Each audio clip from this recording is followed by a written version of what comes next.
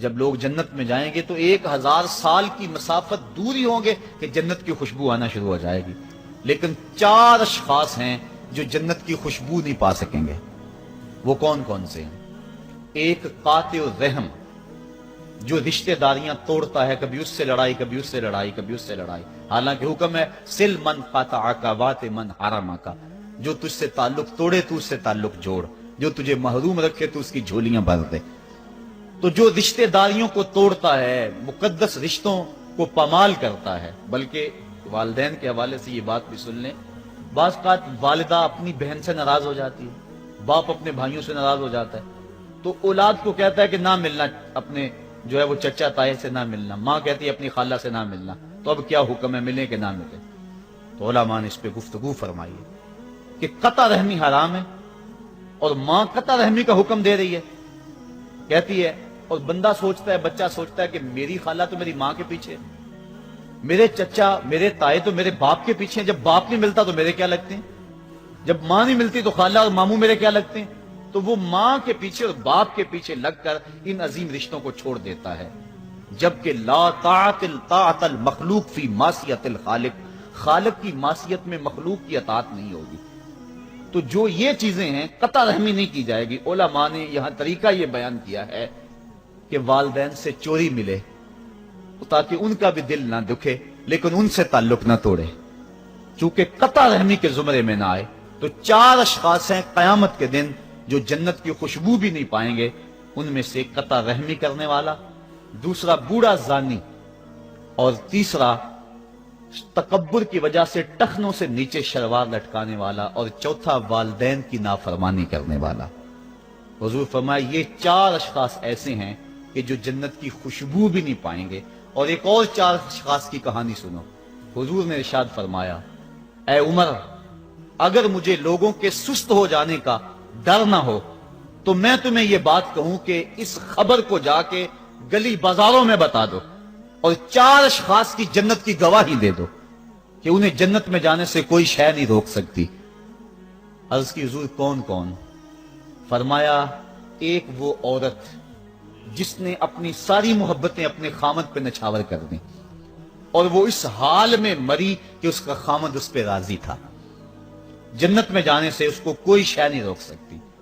اور دوسرا وہ شخص جس کے بچے زیادہ ہیں، ذرائع آمدنی تھوڑے ہیں، لیکن اس نے اپنے بچوں کے پیٹ میں حرام کا لقمہ نہیں جانے دیا، محنت کرتا رہا، اوور ٹائم لگاتا رہا، مزدوری کرتا رہا اور اپنے بیٹوں کے لیے رزق حلال کی تلاش میں رہا۔ وہ بوڑھی کمر پہ بوریاں اٹھا اٹھا کے کام کرتا تھا اور اپنی کثیر اولاد کی پرورش کے لیے اس نے محنتیں بری کی اور ان کو حرام کا لقمہ نہیں کھلایا۔ فرمایا قیامت کے دن اس کو بھی جنت میں جانے سے کوئی شے رکاوٹ نہیں پیدا کر سکتی۔ اور تیسرا حضور نے فرمایا وہ شخص کہ جو اپنے والدین کے ساتھ حسن سلوک کرے اور اس کے والدین اس پہ خوش ہوں، اس پہ راضی ہو جائیں۔ اور چوتھا وہ شخص کہ جس نے ایسی سچی توبہ کی کہ گناہوں کی طرف پلٹنا اس کے لیے اتنا مشکل تھا، جس طرح جانور کے تھن سے نکلا ہوا دودھ واپس نہیں جا سکتا، وہ گناہوں کی دنیا میں دوبارہ نہیں جا سکتا۔ تو یہ فرمایا یہ 4 شخص ایسے ہیں، عمر اگر اس بات کا ڈر نہ ہو کہ لوگ سست پڑ جائیں گے تو ان 4 اشخاص کے بارے میں شہادت دے دو کہ یہ دنیا پہ چلتے پھرتے جنتی۔ تو ماں باپ کی خدمت کرنے والا، ماں باپ کو راضی رکھنے والا یقیناً اللہ کی نعمتوں کا حقدار ہے۔ وہ بدبخت ہیں بیٹے جو ماں باپ کو راضی نہیں رکھتے۔ اللہ کے حبیب صلی اللہ علیہ وسلم کی خدمت میں ایک شخص حاضر ہوا اور اس نے اذن جہاد طلب کیا، حضور میں جہاد پہ جانا چاہتا ہوں، مجھے اجازت مرحمت فرمائے۔ حضور نے فرمایا احی والدہ کا، کیا تیرے والدین زندہ ہیں؟ کالا نعم، عرض کی ہاں حضور میرے والدین زندہ ہیں۔ کالا ففیہما فجاہد، کہا جا ان کی خدمت کر، یہی تیرا جہاد ہے۔ ماں باپ کو بلکتا ہوا چھوڑ جائے اور آپ جہاد پہ چلا جائے، ماں فالج میں گری ہوئی ہے اور بیٹا تبلیغی گشت پہ چلا جائے، باپ تڑپ رہا ہے اور بیٹا پیر کی چوکھٹ پہ جھاڑو دیتا پھرے، اللہ راضی نہیں ہوگا۔ میں سچ کہتا ہوں، اپنے بھی خفا مجھ سے ہیں، بیگانے بھی ناخوش، کہ میں زہر حلاحل کو کبھی کہہ نہ سکا کند، بات وہی کہتا ہوں سمجھتا ہوں جسے حق، نئے ابلائی مسجد ہوں، نئے تہذیب کا فرزند، محمد عربی صلی اللہ علیہ وسلم سے بڑا پیر کون ہو سکتا ہے؟ لیکن حضرت وہ ویسے کرنی نہیں آ رہے۔ آقا کریم اپنے بٹن کھولتے ہیں اور کرن کی طرف، یمن کی طرف رخ کر کے لمبی سانسیں لیتے ہیں اور کہا میں رحمان کی خوشبو پا رہا ہوں۔ ایک دن صحابہ نے پوچھا بندہ نواز جس کے لیے تڑپتے ہو، جس کی ٹھنڈی ہوائیں آپ کو آ رہی ہیں، وہ آپ کا بڑا پیار کرنے والا ہے؟ کہا ہاں میرے سے بڑی محبت کرتا ہے۔ تو کہا پھر اتنی محبت کرتا ہے تو یمن تو دور نہیں ہے، بلال حبش سے آ گیا، سلمان فارس سے آ گیا، صہیب روم سے آ گیا، اور وہ یہاں یمن سے نہیں آ سکا؟ فرمایا اس کی بوڑھی اور نابینا ماں ہے جس کی خدمت اس کو نہیں آنے دیتی۔ اللہ اکبر۔ اب حضرت اویس کرنی نہیں آئے لیکن خیر التابعین کہلائے، آئے نہیں لیکن حضور ان کی یاد میں تڑپ رہے ہیں۔ اللہ، بلکہ حضور نے فرمایا کہ کوئی جائے اویس بن عامر کو ملے، اور جب ملے تو اس کو کہنا میری امت کی بخشش کی دعا کرے۔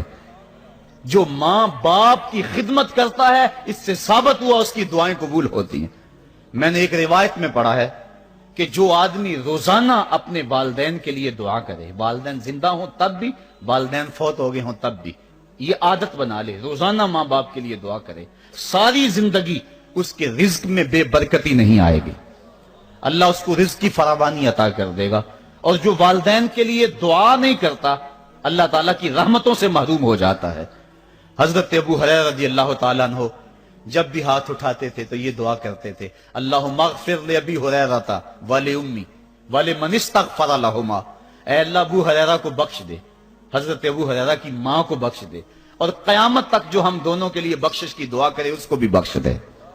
حضرت امام محمد بن سیرین ایک بزرگ ہوئے تابعی، جب بھی دعا کرتے تھے یہ دعا ضرور کرتے تھے، اے اللہ ابو ہریرہ کی بخشش کر دے۔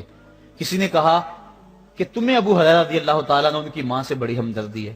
کہا ان سے جو ہمدردی ہونی ہے وہ تو ہونی ہے۔ انہوں نے کہا ہوا ہے اللہ ابو ہریرہ اور ان کی ماں کو بخش دے، جو ان کے لیے دعا کرے اس کو بھی بخش دے۔ تو میں دعا کر کے اپنی بخشش پکی کر رہا ہوں۔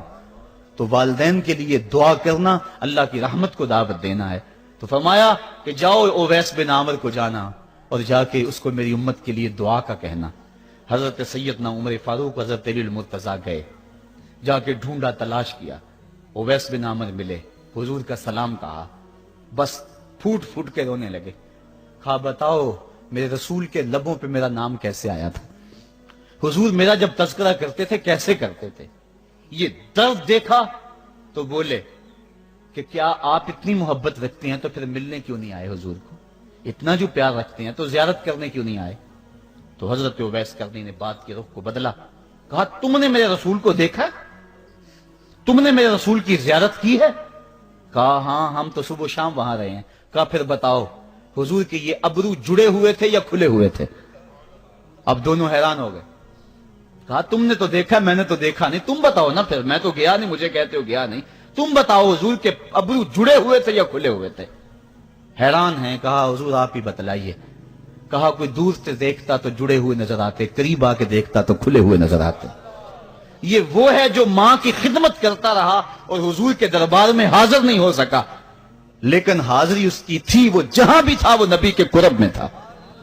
تو اس لیے ماں باپ کی خدمت